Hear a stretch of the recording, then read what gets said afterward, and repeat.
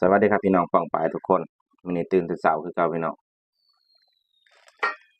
พอกับเบาพายคือเก่าสาวเฟซบุ๊กมาวันนี้เบาพายสิมาพาพี่น้องแกงหน่อไม้ไหนมาจากตลาดพี่น้องถุงละ20 บาทกระซำ20 บาทเองสิมาแกงขาลงสวยซื้อมาแต่มันขึ้นแล้วพี่น้องมาเสิร์ฟมาแกงไว้ไหนประมาณนี้พี่น้อง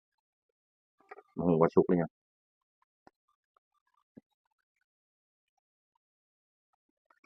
ในไปล้างน้ำมาลองเบิ่งว่าสุกเลยงนี่พี่น้องล้างเรียบร้อยแล้วนั่งลองกินหมดแล้วสุกแล้วจืดได้ยังหมดอืมจืดละแกงได้เลยแล้วลองมึงเป็นนะอาจจะแกงได้เลยแกงได้เลยพี่น้องมันก็แกงจะเฮ็ด2 ถุง30 บาทใส่ไก่พอไก่ซื้อมาผัดกะเพราแต่เมื่อคืนนี่แบ่งไว้ไปไปเฮ็ดกันเลยและโกลมาพี่น้องขั้นตอนแรกจากชนิดก็อืมอาจสิบ่เห็นบ่ได้พี่น้องเฮ็ดแซ่บๆให้น้องช่วยกินมื้อนี้เป็นวันหยุดครับบ่ได้ไปเฮ็ดงานดอกหยุดวันอาทิตย์งงอยู่อืม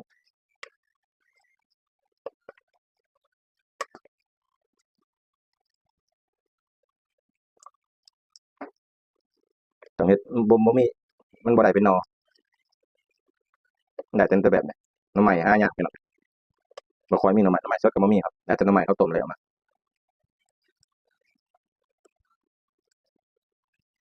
จักเพิ่นได้ผักหยังมาอืมผักขะแยงแต่ถ้าเป็นบ้านเฮาสิงามกว่าหม่วงผักขะแยงปลูกผักขะแยงพี่น้อง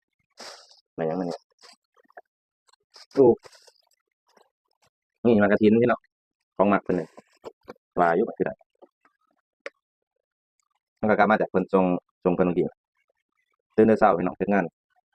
บ่มีวันหยุดน้องช่วยทำทุกวันไม่มีวันหยุดสิหยุดแต่ละทีก็ต้องลาหยุดเอาฉันก็บ่ได้หยุดครับพี่น้องมันเป็นเทศกาลเป็นแบบนี้ได้หยุดอยู่ครับ